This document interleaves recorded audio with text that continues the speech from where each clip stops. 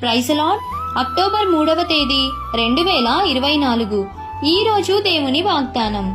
నా కాలు జారెనని నేననుకొనగా యెహోవా నీ కృప నన్ను బలపరుచుచున్నది.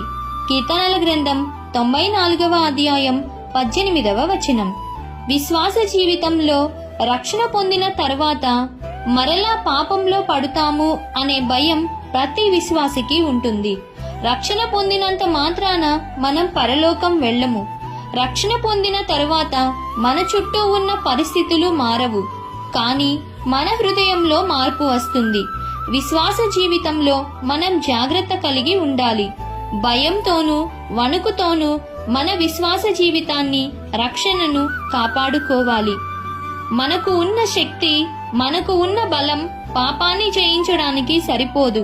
దేవుని శక్తిని దయచేయమని అడగాలి. ఆశా నిగ్రహమును దయచేయమని దేవుణ్ణి అడగాలి. కాబట్టి ఈ దిన వాగ్దానం మీ అందరి జీవితంలో నెరవేరాలని కోరుకుంటూ దేవుని సువార్తా పరిచర్యలో మీ సహోదరి. ఆమెన్. God bless you.